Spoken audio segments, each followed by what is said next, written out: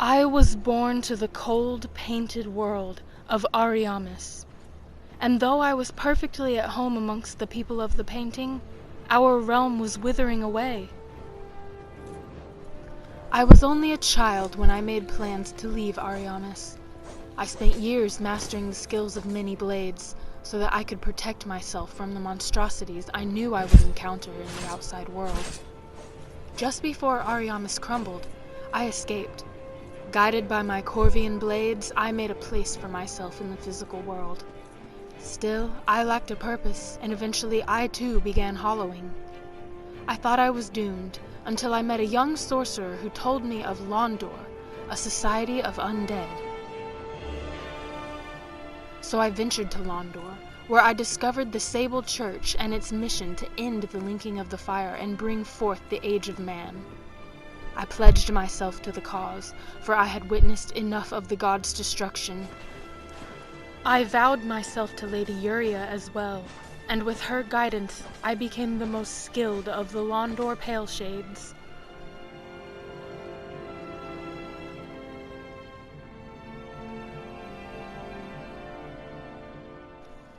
I spent my days roaming the world, hunting down ashen ones for my mistress. Upon learning of the painted world of Ariandel, I traveled there, hoping to find some remnants of my previous home. Instead, I discovered yet another wasted world, littered with rot and dying Corvians. At the head of their suffering was Lady Elfrida, prolonging the calamity. Driven by my love for my homeland and the desire to protect the unwanted, I challenged Elfrida.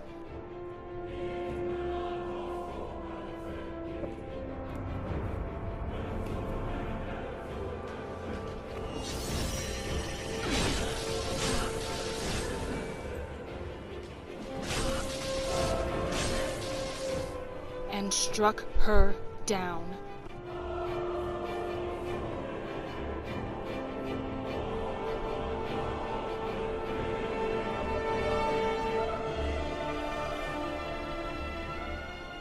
I then returned to Londor, carrying a scrap of the painting, so that I may continue to defend the Corvians from outside usurpers. Hearing of Elfrida's death, Lady Eira appointed me as captain of the Paleshades, and I continued my duties from that day forth, known as the Painted Shade. I will not rest until the gods are overthrown.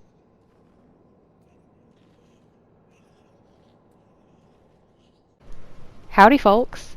So originally I was gonna do just a typical sort of 20-minute-ish invasion video like I normally do, but I decided to try something different this time, and what I chose was DIY edgy cutscene with bad voice acting.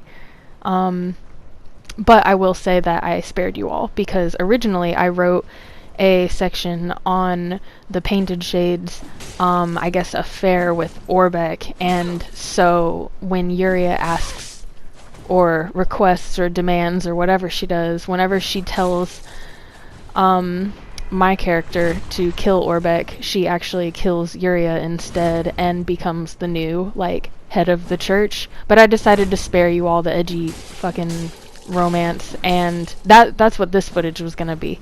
But anyways, without further ado, I suppose I will show you the build, and then we will get into the invasions like normal. I decided to commit to a long video, so just bear with me. Alright, so here's the build. It is basically a level 80 faith build. We have 30 faith for Valve Silence, plus 5 because I did lightning infusions, and I've got the priestess ring on full time.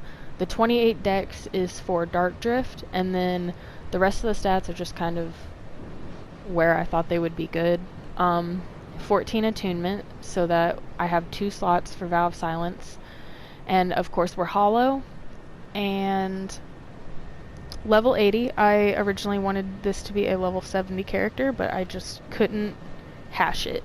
She's already very squishy because of the armor, so I just wanted to make sure that she had enough health and all that. Anyway, this is the ring setup. Got Prisoner's Chain for those 15 free levels. Priestess Ring for 5 more free levels. It makes our lightning infused weapons hit a little harder. Ring of Favor, and then I like to stay in character, so I try to keep the Untrue Dark Ring on as much as possible unless I need to swap it out for, you know, the Cat Ring, or if a particular team has made me exceptionally salty or sweaty, I will take it off. The armor setup, tried to stay true to the lore. Although the Sunless set, I always just kind of think it looks really good with the snowy aesthetic. I always put it on Frostbite builds and stuff. So that's her OG fit, so we've got a piece of it still there. But the rest is supposed to be very Dark Wraith, Sable Church oriented and all that. Got Blessed Mannequin Claws for passive regen, and also we can use the Filianor weapon art for regen, but that is mainly to cast Vow of Silence. Apparently this chime gives your Vow of Silence a little bit more like range, which is important because the range is not good, and in order to be able to cast it, you know, you don't want to get punished, so you have to get away from the party a little bit, so it can make it tricky to get far enough away to where they can't punish you, but still close enough to where your spell's going to hit their mage, and the mage is probably going to be at the back of the team, so it's kind of a pain in the ass. Anywho, here's the weapons, all very lore based. Got the Corvian Great Knife, and so I've got all the Corvian weapons, okay? Great Knife, of course the Scythe, and then the Crow Talons and the Crow Quills.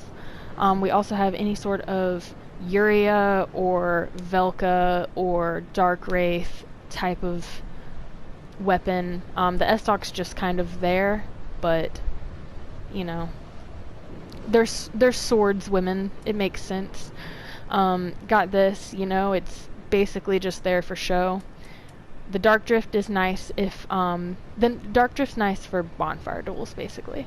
And then we have a bow, just in case, and I have a shield as well, just in case. And of course Dark Hand, because, you know, what edgy build doesn't have Dark Hand? So I believe that's all I gotta show you here. So one last thing before we get into the invasions. This build is very much a fun build, and I know I said it's a bad build, but I think that playing with this build has taught me more than playing with a OP meta build has in a while. Not like ever, of course, but there are things that I learned from this build that I couldn't have learned from some of my better builds. It's taught me a lot more about patience and relying on like agility and speed to win invasions. But with that being said, these invasions are all pretty long. They're more like stories, so that's why we're doing a long video today. So, but overall, I love this build, and I encourage you to make a bad build, especially one with lore, because you'll love it. Anyway, here's our first real invasion. So we've invaded the world of Foxy Chicken.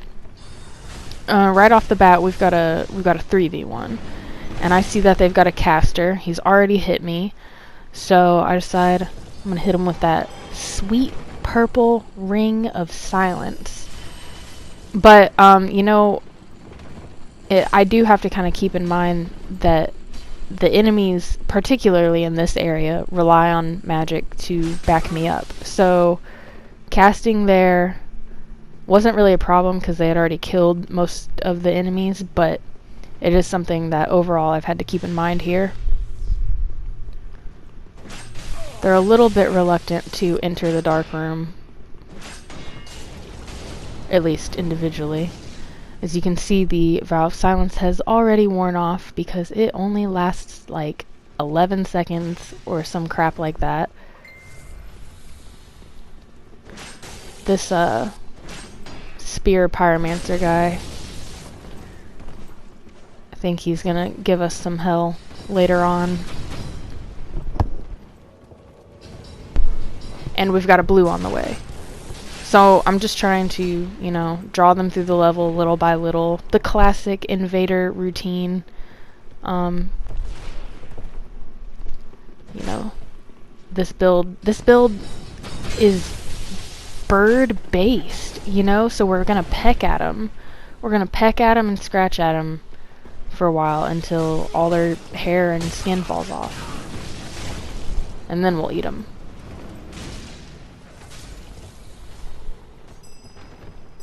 Gonna recast Vow because it looks cool and it might save me. You never know, like I could have been hit with a vestige or something, but you know, most of all it just looks cool and I gotta use it because I wasted the stats. So of course here is the corridor of death. Somebody's gotta die. This is like one of the biggest places you can make your biggest stand in the archives. And as usual, the blue is the first to go down. So we're in a good spot, got our Estus refilled. I'm just gonna keep kind of harassing them and trying to keep them on the stairs for as long as possible without letting them kill my scholar buddy. I take this opportunity to reset, but you know, they decided they were going to try to be sneaky and come up the ladder instead. This guy's all alone, so we're going to try to do some damage to him, but his buddy shows up to save him. They both have such annoying weapons, a whip and the plow, which I think is one of the longer of the regular spears. I don't think this guy meant to do that there. But, Eira here, which that is her name, Eira of Ariamis, she loves backstabs, and tries to capitalize on as many backstab opportunities as possible. So here is a very inopportune time to cast Tears. I hope I don't. Or not Tears, fucking Vow. And it looks like, you know, she made the right decision. Don't shut up your mage enemy friend, of course. This is kind of another one of those holding spots, forts, what do you call that? A spot that you hold in a war. Ground to hold your ground. But all good things must come to an end. Here's a juicy little character break for you. Just gonna keep cat ring on in case we need to make a quick escape, but this is a pretty good spot to kind of hold because the crystal sage backs you up and you know they hit pretty fucking hard. This goofy whip dude makes me roll off here, but you know, we'll let them come to us, take this moment to regen and get our bearings and all that crap.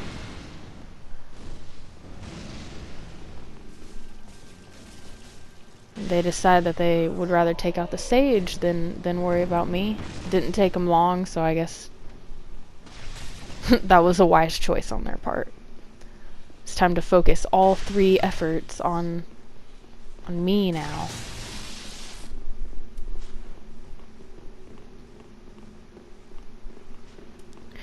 I just kind of realized that most of these clips are like a week old before I had the Blessed Mannequin Claws. So I do have a cestus right now, which I know is dirty fake cosplay noob stuff, but I fixed it. You saw it. I've got the Blessed Claws, so I can parry and regen and be in lore mode. This guy loves his little running attack.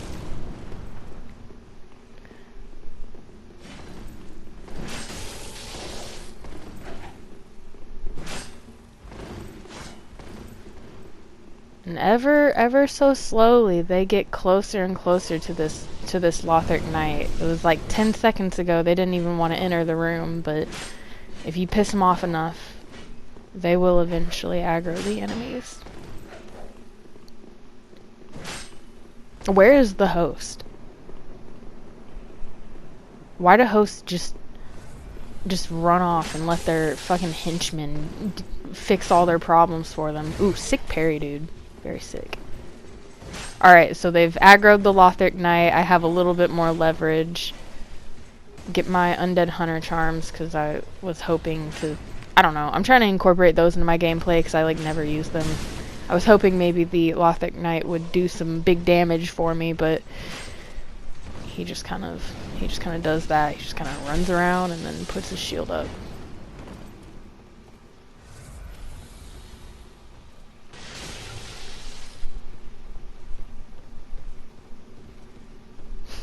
And then he decides he wants no part of this. The petty wars of mortals. Except none of these guys are mortals. I digress.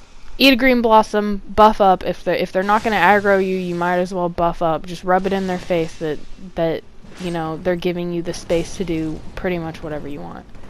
These guys are so passive. I mean, they're not so passive, but I will say that they are passive. But at least they'll swing, you know. There are many parties that you can't even get them to do that for you.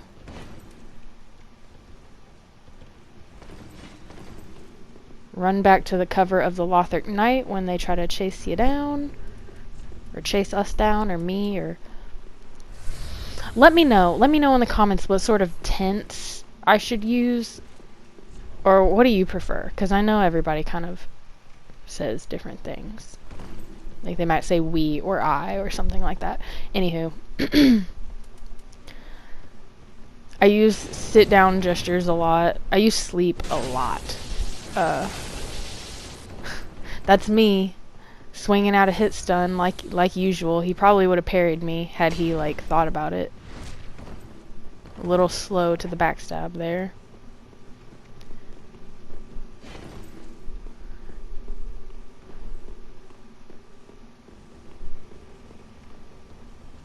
So eventually they get sick of toying with me and they decide they're going to catch up to their host friend. I give them a little waggle just to mock them. I think the scythe waggle looks pretty good. So this guy, he's going to camp at the top of the stairs for a minute. Phantoms are very good at just being distractions.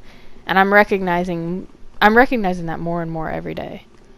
Don't let phantoms distract you from the host or from helping your co-invader or whatever. That's what he did here, and you know, as soon as you get rid of one, another one comes in. Look at that. Isn't that disgusting? And only one Estus refilled.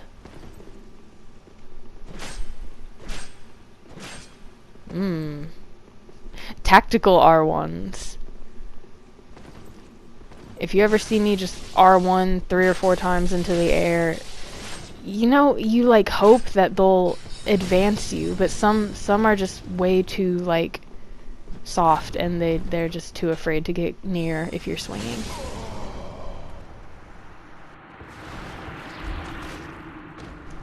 So I'm going to skip ahead a little bit here because I had to run all over this level looking for these guys.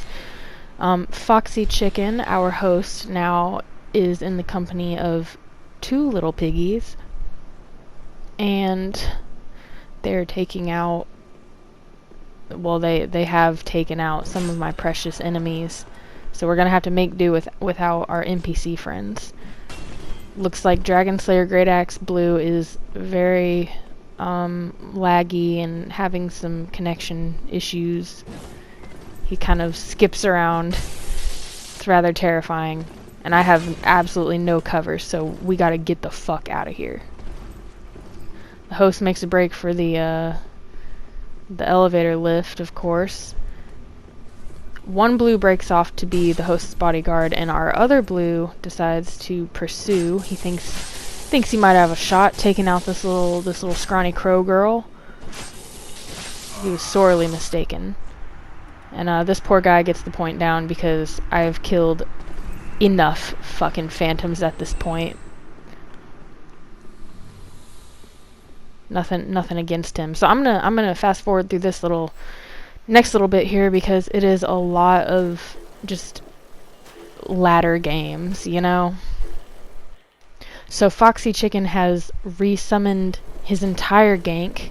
The pyromancer with the pitchfork and the other little useless guy. And I just wanted to leave this in case anyone didn't know, you can actually sit in this spot and see who's getting on the elevator. So I knew they were coming. I don't really have a good surprise attack, so I just go for a good old lightning urn. But we actually managed to hit a few of them, it looks like. And, you know, as long as we can be annoying, that is all that matters. As long as they know we're still here, we're still alive, we're still kicking.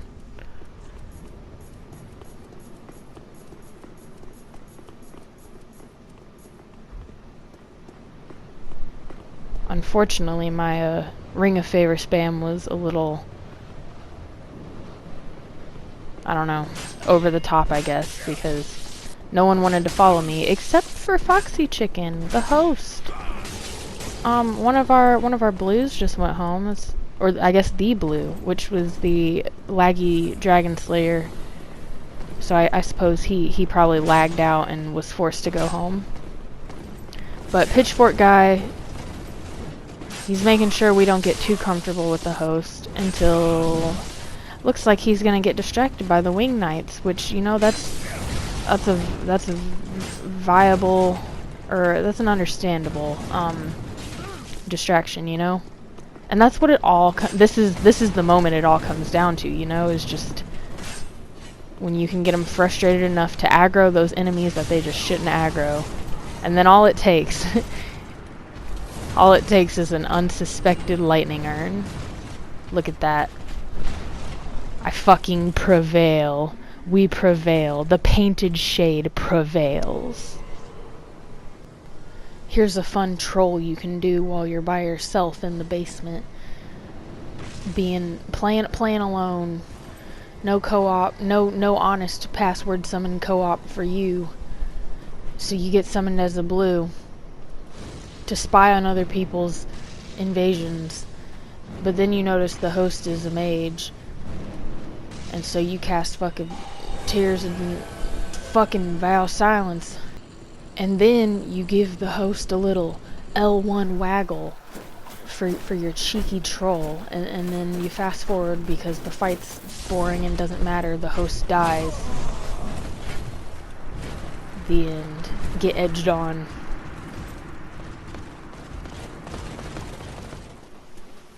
Alright, so this was actually the first invasion I did with this character. And I was quite timid. I could feel the lightness of my armor. And for the first invasion to be these two over-leveled chode munchers, like, it just had me on my toes. I wasn't going for very many backstabs. And just, dude, just observe this. This disgusting display of inferiority.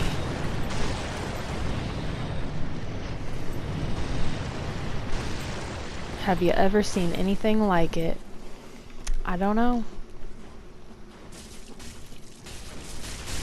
So they make some quick work of that Grave Warden.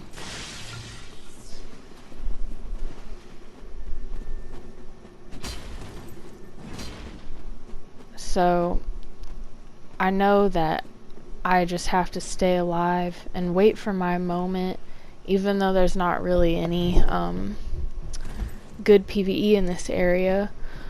And, you know, well, why didn't you take him to the crystal titanite lizard beasts?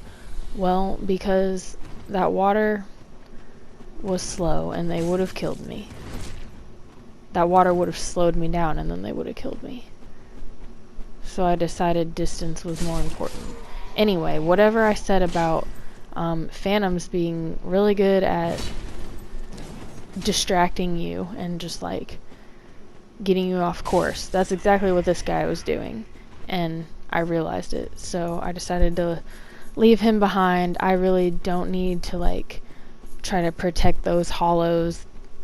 They probably wouldn't help much anyway, but I know that the host is unprotected with Weeb Tana Boy, and they just seemed like less of a threat. Even though I could easily get blendered, I suppose. Now, people never kill these two dogs up here. They'll kill the ones in the water, but for some reason, I've noticed a lot of people leave those two alive.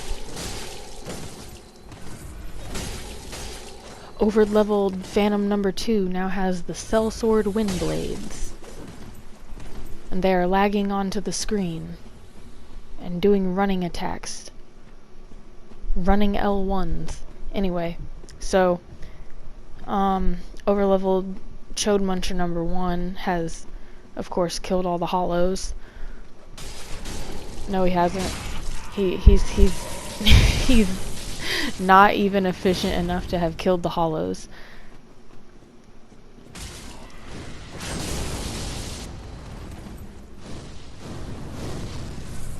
This would have been a cool time to use Vow of Silence. Killed the archers already. That's alright. Know your moment. Know your moment. Look at him. Look how inferior. Almost got another one there, but fucked it up. But it's okay, because I knew my moment.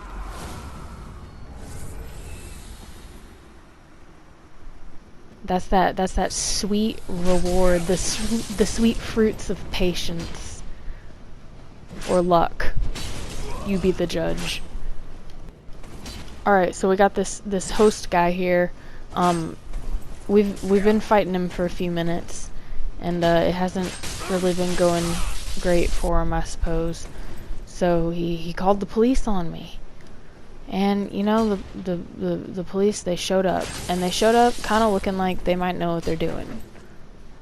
We got some dual wielding, we got a hat, some good fashion. Like I'll give it to this blue. It looks nice, but that's all I'll say. Now wolves and pigs just, I don't know if y'all know this, but wolves and pigs just don't really get along. They're not really like naturally compatible. So the wolves get mad and start attacking them. They call the police again because, you know, people always think that more police is gonna make it better. So, you know, just add some more police. It's fine. Bring them on. Bring them on. Stick parry.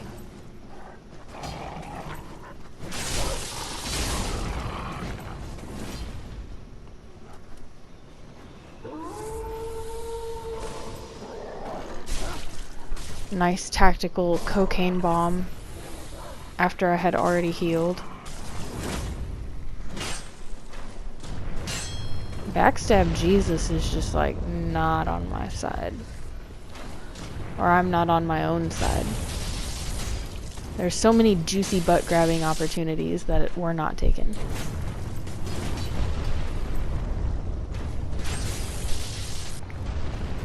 As usual, the police are taking their sweet time getting here. There we go.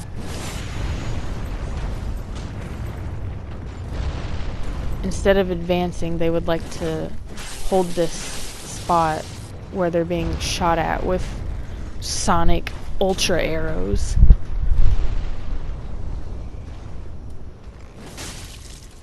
So this part actually kind of fucked me up. Just watch them. What are they fighting? What is the blue taking damage from? Is he taking latent damage from me? And if so, then why does he keep doing a weapon art? What is over there that I don't see? It's like they're fighting a ghost. And I'm a ghost. And they're ghosts. We're all phantoms. So if they were fighting a phantom, I would see it. So what are they fighting? Look at this brave host. Braver than the cops.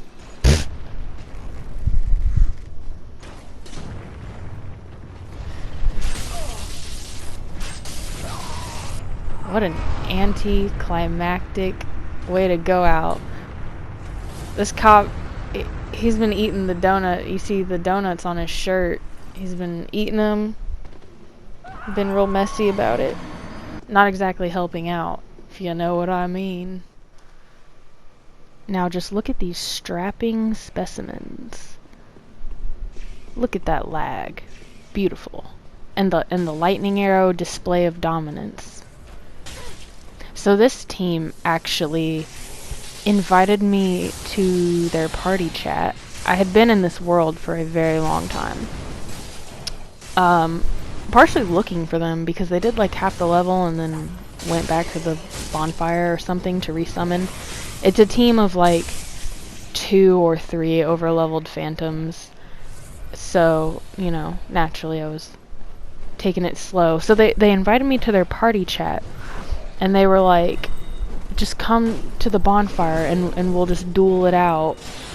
So, of course, I ignored them because I'm not gonna fight club your 3 over-leveled Havelcaster dudes. But eventually we did get them to engage. Had to run all the way up onto this hill to make sure I was close enough to get them with my spell, like I mentioned earlier. But this is how quickly their over-leveled gank just crumbles as soon as they engage with the follower knights.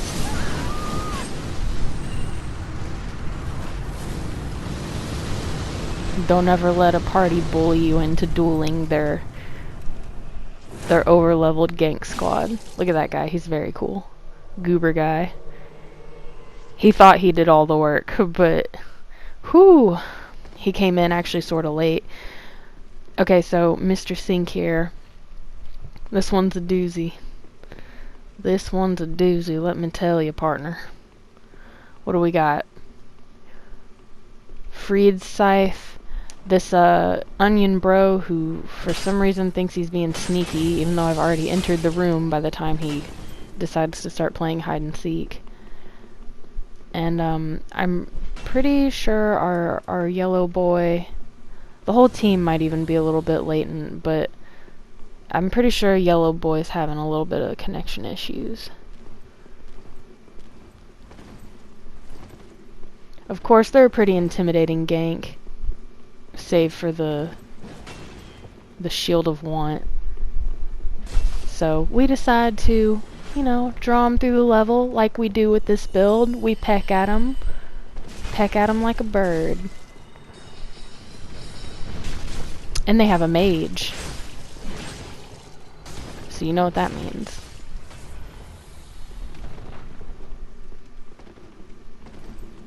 Surprisingly enough, though, none of them are over-leveled, so that's good. But this is a dried-fingered world. And that will come into play quite soon.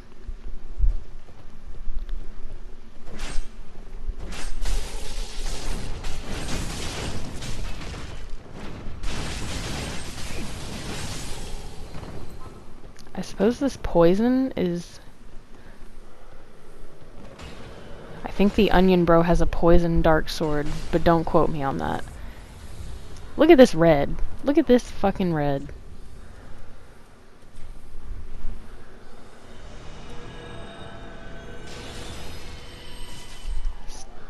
What a jackass, right? I mean, sure, maybe he had some macaroni on the stove and just remembered and had to go check on it. I've done that. But man, show up and like the world's like obviously dried fingered and just dip. Damn shame, I tell you. Alright. Corridor of Death time.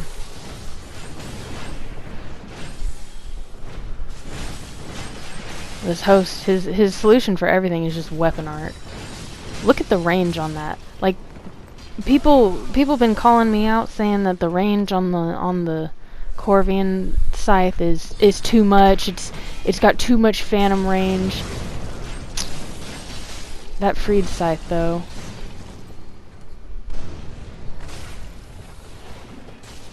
Am I stupid, or has there... Where did this other Sunbro come from? I have such a hard time telling phantoms apart. Look at that. Alright, so Philippe Le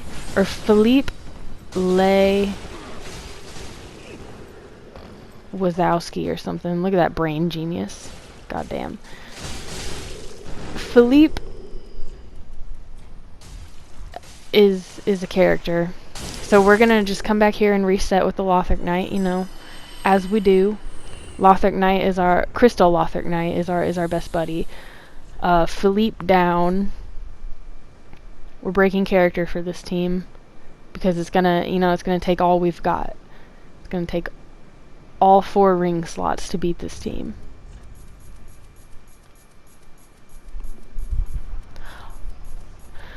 I feel like the Ring of Favor glitch and the Sun Princess ring glitch are not glitches, because I think it's like... Now I know some of y'all are gonna come after me with fucking pitchforks, but I don't think it's a glitch. Like, it's pretty fucking obvious that when you equip and unequip rings, they just like work. You know, they just like put that effect on. And with multiple rings doing it, I just feel like that was not necessarily an intentional design choice, but like one that they didn't think was a big enough deal to change it, you know? So I will shamelessly Ring of Favor glitch or Sun Princess glitch. I don't care. And these 2 little peanut heads. So they come in here, they reckon they're all brave. But, you know, this is what bravery gets you.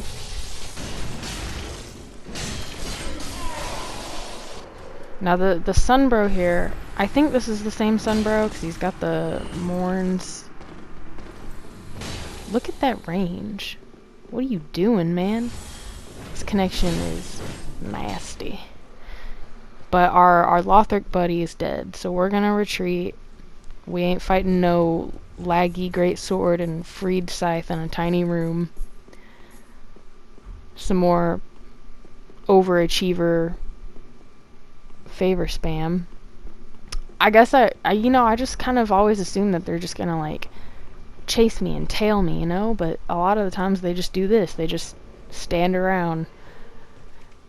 So poor Philippe is back and he's got a horrendous spawn point.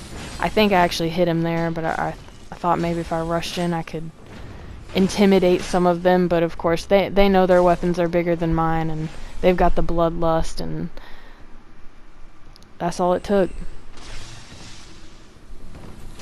But I mean, I would blame that more on the spawn point than the invader, of course. It was pretty nasty. Okay, actually I was wrong. So one of them's got Morn's helm and the other one's got Morn's armor. So I guess both of our Sunbros, or maybe our whole team, is just laggy.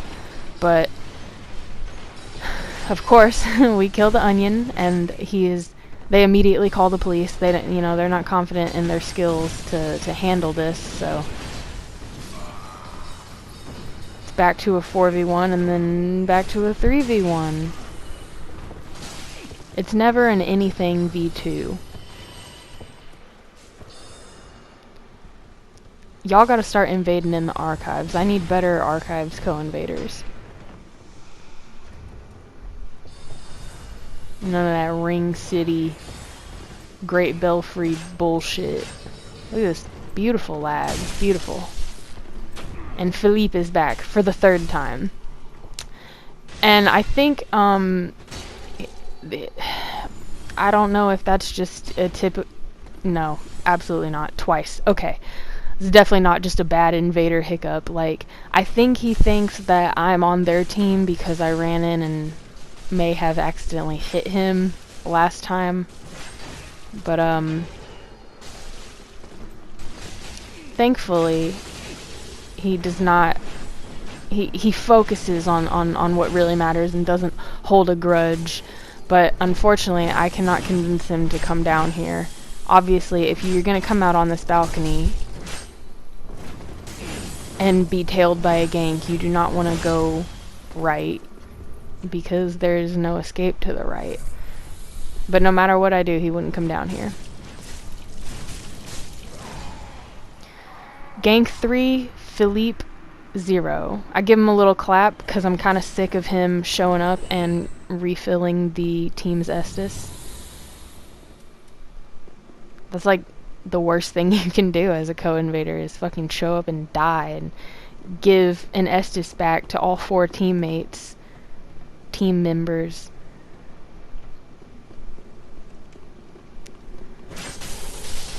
Lagster number 1 decides that, he's gonna come out here, he's gonna show me who's boss. He reckons he can take on a 1v1 all by himself.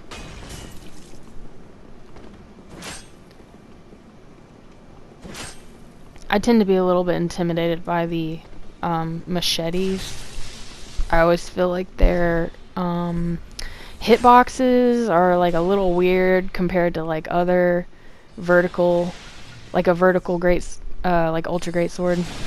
So I'm not always, and they have a little bit more reach. I'm not super keen on backstabbing them, especially if they're laggy. Look at that weapon art right into the door frame.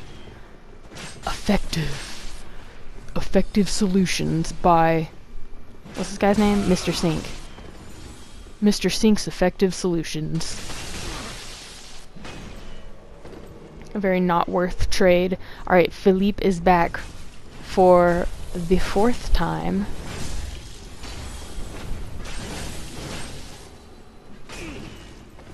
I did that for him.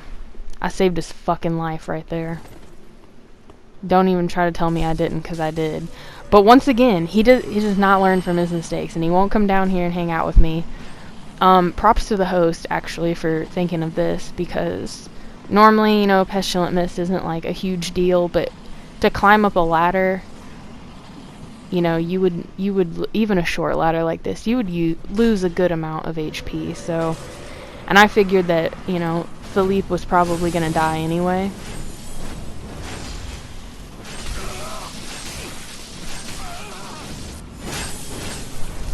Philippe makes the radical decision to just fucking wipe us out. But I appreciate them turning their point down towards the host and away from me. So, GG Mr. Sink and Gank, and GG Felipe. Like, we couldn't have done it without you. We could have, but we didn't. Philippe ended up being the hero, honestly. Look at these 2 fake big boys. Fake big boys. Big boys don't use shields. Why are so many fake big boys intent on using shields as well? Now this one also kind of has an unexpected ending, I guess you would say. So I thought I would include it, even though it might be a tad on the boring side. But if you enjoy watching large humanoid crows pecking the eyeballs out of fake big boys, then this is your kind of invasion. Unfortunately, I did not notice the phantom lagging out just there, and before I know it, I'm R1ing at thin air. GG boys, very, very good tactic. They look so shocked. They don't even gesture. They're just like, what happened? Alright, so this is the only Ring City invasion that you're getting out of me today.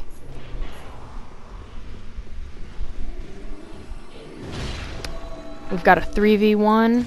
We've got another fake big boy with a shield. We've got another Freed Scythe. Frida's? Why do I keep... Y'all gotta start pronouncing things right, because when I watch YouTube videos all day and y'all are saying Siegbrews and Freed Scythe and Herald Knights and other dumb shit like that, it gets stuck in my brain and it makes me say dumb shit. Frida's Scythe.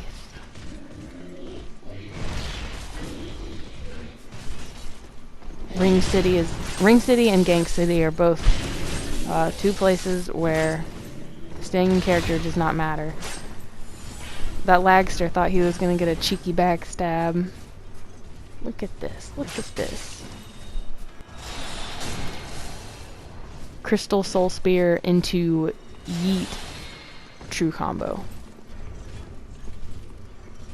So I think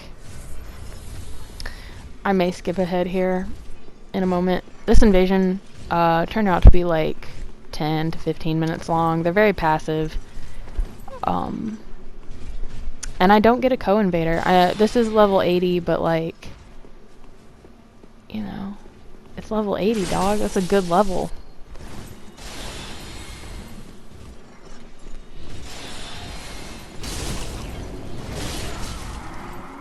I foolishly allowed that.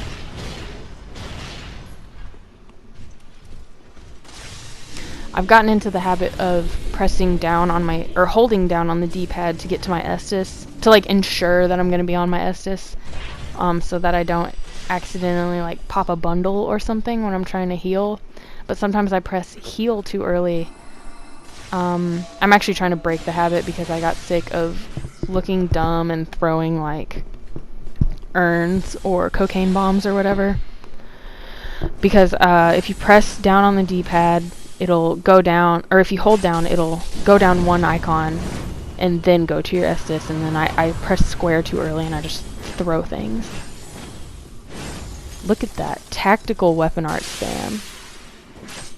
Look at that tactical lag. Tactical free aim.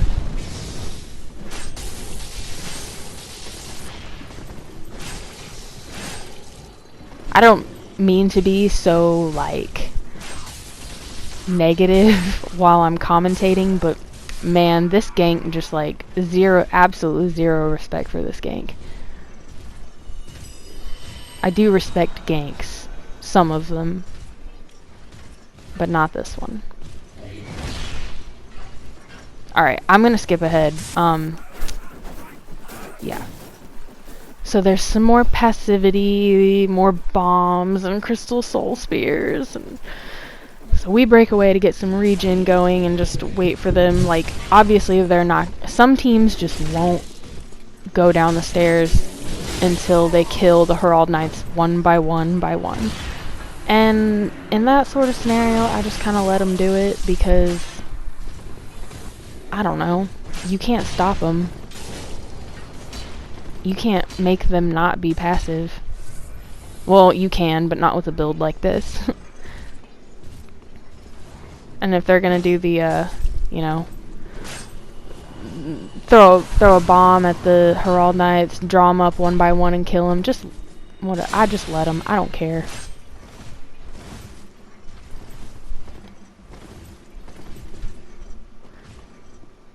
This you know, this build's about patience. I got all the patience. I got patience enough to let you kill all the Herald Knights. So this Phantom here.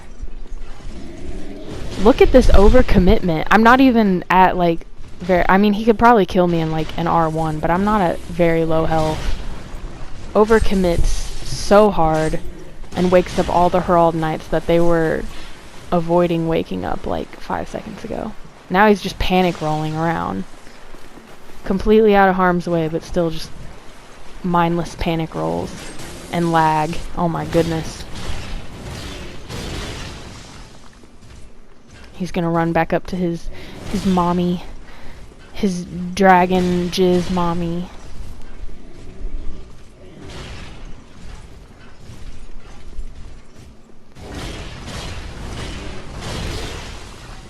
Beautiful, beautiful free aim on Eira's part, not gonna lie. And of course, you know how it goes. I've said it 3 times already. You kill a Phantom, they replace it. It's a wonderful game mechanic, honestly. It makes these fights very fair and worthwhile.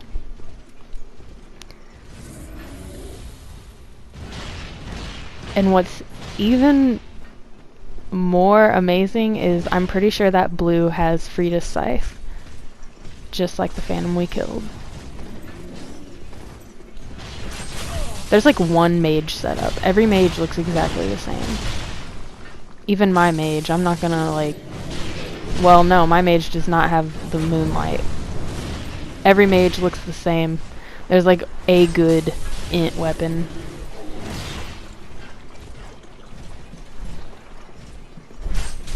Perhaps Miyazaki knew that the least creative people were going to be the ones standing in the back, pressing, you know, whatever your pew pew button is over and over, so they were like, they just need one weapon, they'll be fine.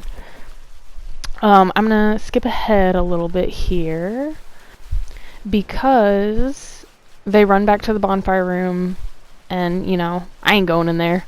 So, I try to shoot some bow shots at them, it doesn't really work.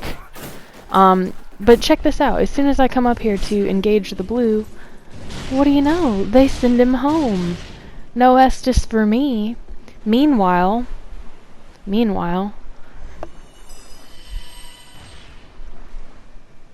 beginning to reassemble their own gank. You don't need a blue when you got a password summon full Estus Phantom. But the host makes one vital mistake. He sends his Phantom home before his second Phantom gets back, and just stands around defenseless and at half health and lagging all over the place. I had to get that point down off, no matter what it cost. Anyway, I hope you all enjoyed your time with me and Eira today. Thank you very much for watching, and stay safe. I will see you all soon.